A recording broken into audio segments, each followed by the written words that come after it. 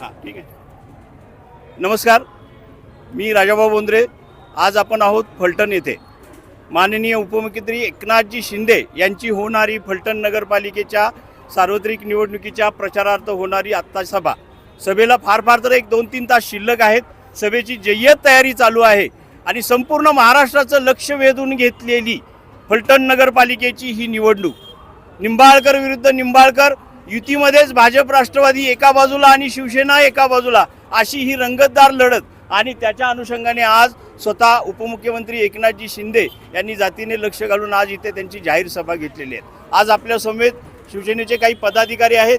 फलटण येथील माजी आमदार जे 15 वर्ष मागील वर्ष सत्तेत होते असे आमचे दीपकरावजी चव्हाण, त्यांच्या समेत असणारे चंद्रकांत दादा जाधव, सातारा जिल्हा शिवसेना प्रमुख आणि बरेचसे पदाधिकारी आहेत. आपण जाणून घेऊया या निवडणुकीच्या अनुषंगाने आता त्यांच्याकडून की फलटण सार्वत्रिक ही नगरपालिकेची निवडणूक आहे, तर त्या संदर्भात त्यांचा जनतेला काय कौल आहे, जनतेला काय संदेश देत आहेत.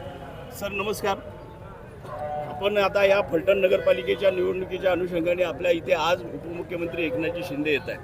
आपला असणारा सक्रिय असणारा राजेगट मागील 15 वर्ष आपण त्याच्यामध्ये आमदार होता आणि शिवसेना याच्या वतीने ह्या निवडणुकीला आलेली रंगतदार लढत, याबद्दल आपण जनतेला काय संदेश द्याल? मी सुरुवातीलाच आपल्या फलटणमधील सर्व जनतेच्या वतीनं आज शिवसेना पक्षाचे प्रमुख, महाराष्ट्र राज्याचे उपमुख्यमंत्री आदरणीय एकनाथ शिंदे साहेब आज फलटणमध्ये येत आहेत. मी फलटणील जनतेच्या वतीनं मी त्यांचं मनापासून हार्दिक स्वागत करतो. आज इथं उपमुख्यमंत्री एकनाथ शिंदे साहेबांची होणारी सभा ही निश्चितच ऐतिहासिक अशी सभा होणार आहे आणि आम्ही सर्व फलटणमधील राजेगट की जो आज शिवसेनेमध्ये अधिकृत प्रवेश करणार आहे आणि शिवसेनेचे सर्व पदाधिकारी मिळून आम्ही या सभेची कालपासून जय्यत तयारी केली आहे. जवळजवळ तयारी आता पूर्ण सर्व झाली आणि आम्हाला अपेक्षा आहे की फलटणमधील जनतेचा उत्स्फूर्त प्रतिसाद या सभेला निश्चितपणे मिळाल्याशिवाय राहणार नाही. आणि या सभेतून आता सर मला एक प्रश्न आहे. 15 वर्ष आपण ह्याचं प्रतिनिधित्व केले आपल्या मतदारसंघाचं, बरोबर, आपण आमदार होता आणि त्याच्यातून सर्व विकास कामांची तुम्हाला उत्तम जाण असणारच आहे. तर आता शिवसेनेच्या उपमुख्यमंत्र्यांची साथ, राजगटाचं असणारं विकासाचं आपल्या शहराबाबतचं विजन, तालुक्याबाबतचं विजन, याच्या अनुषंगाने तालुक्यात वेगळा विकासाचा अजेंडा काय असेल?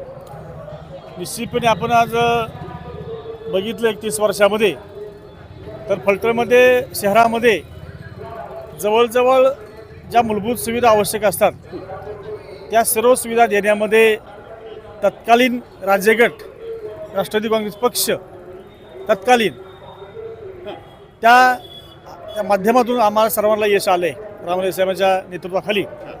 आता शेवटी कुठलाही शहराचा विकास हा कधी व गावाचा पूर्ण होत नाही.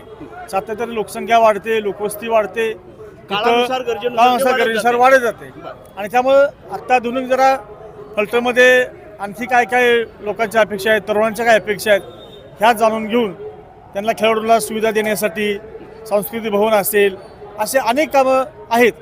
तर ते करण्यासाठी आम्हाला निश्चितपणे एकनाथ शिंदे साहेबांच्या पक्षाची आवश्यकता होती.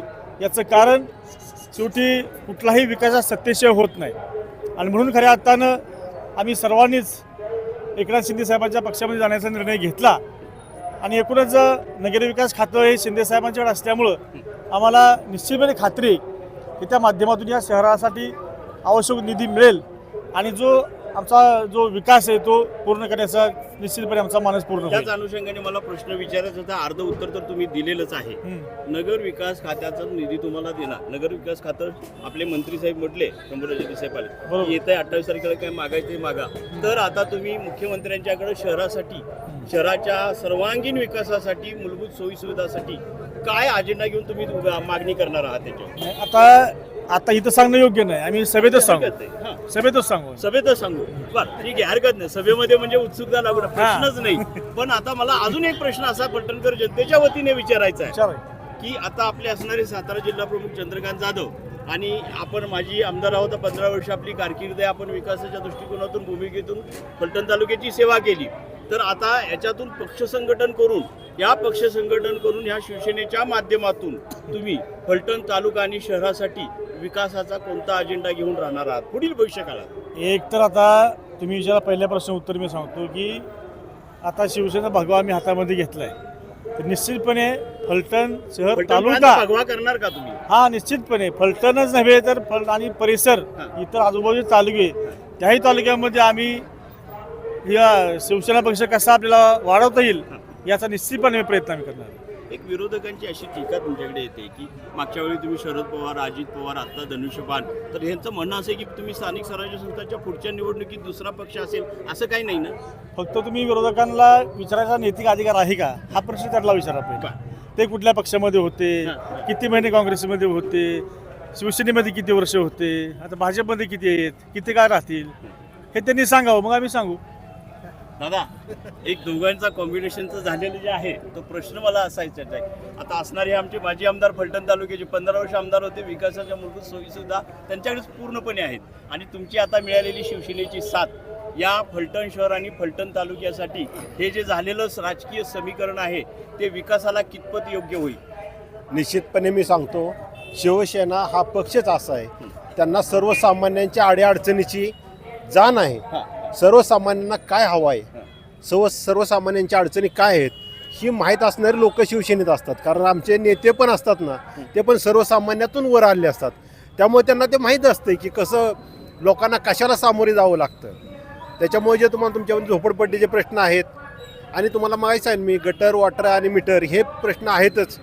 कारण आता जसं आमदार साहेबांनी सांगितलं, लोकसंख्या वाढते, वस्ती वाढते, रस्त्याच्या समस्या असतात आणि ह्या निश्चित पूर्ण करायच्या असतील तर त्याला एकनाथ शिंदेसारखा नेतृत्व करणारा सर्वसामान्य माणूस असला पाहिजे, सर्वसामान्य जाण असणारा नेता असला पाहिजे, तर त्या माणसाला त्या वेदना आणि व्यथा कळतात.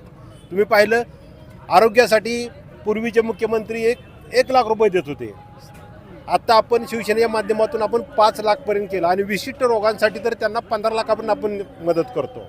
म्हणजे सर्वसामान्य गरीब माणूस औषध उपचारासाठी तडफडून मरत होता, तो कधीच वंचित राहिला नाही, त्याला निश्चितपणे उपचार मिळाला पाहिजे. सेवा आहे त्यात अजून त्या अनुषंगाने तुम्ही फलटण तालुक्यात काय इम्प्रूव्हमेंट कराल? नाही, निश्चित बाळासाहेब आपला दवाखाना म्हणून आमचा दवाखाना मुंबईमध्ये महाराष्ट्रामध्ये बऱ्याच ठिकाणी 200-250 ठिकाणी चालू आहे. निश्चितपणे आपण त्याचीही एक शाखा फलटणमध्ये 1-2 शाखा करू, ग्रामीण भागात एका दुसरी करू. ही आमच्या सुविधा देण्याची पद्धत पहिल्यापासूनची आहे. त्याच्यामध्ये नवीन असं काय नाही, सर्वसामान्य लोकांना फक्त ते माहीत नव्हतं कारण इथं थोडी आमचं नेटवर्क कमी पडत होतं. आता निश्चित आमचं नेटवर्क वाढलं, नेट वाढलेलं आहे, ताकद वाढलेलं आहे. त्यामुळे प्रत्येक ठिकाणी आम्ही ते चांगल्या प्रकारचं काम करून दाखवू तुम्हाला. सर, आता या तुमच्या विधानसभेच्या अनुभवाच्या दृष्टिकोनातून शिवसेनेच्या साथीनं मगाशी तुम्ही विकासाबाबत सांगितलं, पण एक शहरातल्या काही मूलभूत सोयीसुविधा आहेत, काही समस्या ज्या आहेत, कुठे दहशतीचा मुद्दा येतो, कुठे काही गोष्टी उभ्या राहतात, तर त्याच्या अनुषंगाने पुढील आपल्या फलटण शहरातील सर्व व्यापाऱ्यांना, नागरिकांना सुरक्षिततेच्या बाबतीत काय विषय तुम्ही चालवला? निश्चितपणे नगरपालिकेच्या प्रचाराचा विकासाचे मुद्दे आहेतच, पण त्याबरोबर तुम्ही सातत्यानं ऐकत असाल की दहशतमुक्त, भयमुक्त फलटण हे करण्याचं आश्वासनही आम्ही त्या ठिकाणी दिलेलं आहे आणि निश्चितपणे त्यासाठी आमचा प्रयत्न असणार आहे. फलटण शहरातील सर्वसामान्य नागरिक, महिला, या तरुणी यांना सुरक्षित वातावरण कसं तयार होईल यासाठी आमचा प्रयत्न असणार आहे. सर्वसामान्य नागरिक असेल, सर्वसामान्य व्यापारी असतील, यांनाही निर्भयपणे आपला व्यापार, व्यवसाय, धंदा कसा करता येईल, त्यांना संरक्षण कसं देता येईल या दृष्टीने त्यांच्या पाठीमागे आम्ही भक्कमपणे शिवसेनेच्या माध्यमातून आम्ही उभे राहणार आहोत. सर, एक प्रश्न आहे. परवा झालेल्या पालकमंत्र्यांच्या सभेत आपणही आणि पालकमंत्र्यांनी सांगितलं दहशत म्हणजे शिवसेना आणि शिवसेना म्हणजेच दहशत, तर याचा उद्देश जनतेला काय संदेश द्यायचा होता? सांगतो मी. या ठिकाणी माझ्या म्हणण्याचा अर्थ, शिवसेना ही मुळातच सर्वसामान्य मराठी माणसाच्या रक्षणासाठी निर्माण झालेली आहे. जिथं जिथं अन्याय होतो, ज्या ज्या घटकावरती, त्या त्या ठिकाणी शिवसेना धावून जाते आणि जे अन्याय करतात, गुंडगिरी करतात, त्यांच्यासाठी शिवसेना ही दहशत आहे, लक्षात घ्या. म्हणजे भविष्यात फलटण तालुक्यात तुम्हाला शिवसेनेच्या माध्यमातून दहशत होईल असं वाटतं? 100% वाटतं. आमदार साहेब, आजच्या या सभेला प्रमुख नेते कोण कोण उपस्थित असणार आणि या सभेला किती लोक येतील, साधारणपणे किती संख्या असेल? आमच्या माहितीप्रमाणे रेकॉर्ड ब्रेक गर्दी या ठिकाणी होणार आहे. किती मी सांगू शकत नाही, परंतु आत्तापर्यंत सभा झाली नाही अशा प्रकारची सभा आजची होणार आहे. आणि या सभेसाठी स्वतः राज्याचे उपमुख्यमंत्री आदरणीय एकनाथजी शिंदेसाहेब येणार आहेत. आपल्या जिल्ह्याचे पालकमंत्री आमदार शंभूराजे देसाई साहेब येणार आहेत. कृष्णा खोऱ्याचे आमचे उपाध्यक्ष महेशजी शिंदेसाहेब येणार आहेत. आमचे शिवसेनेचे जिल्ह्याचे संपर्क प्रमुख शरदरावजी कनसे साहेब आहेत. इथं आमचे चंद्रकांत जाधव साहेब आहेत. आमच्या तालुक्यातली सगळी पत्रकार आहेत. श्रीमंत संजीवराजे आहेत, श्रीमंत रघुनाथराजे आहेत आणि मास्टर स्ट्रोकसुद्धा तुम्हाला एखाद्या वेळी बघायला मिळेल. ते आत्ता मी सांगणार नाही.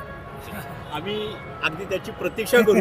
आम्ही म्हणजे फलटणकर प्रतीक्षा करू, हरकत नाही. तर मंडळी, आपण होतो आता आपल्या फलटण तालुक्याचे माजी आमदार दीपक चव्हाण आणि जिल्हा प्रमुख चंद्रकांतजी जाधव यांच्या सभेत.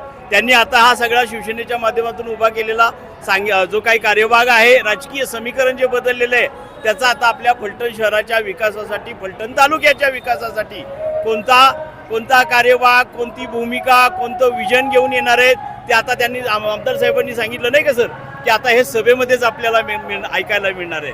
नमस्कार, मी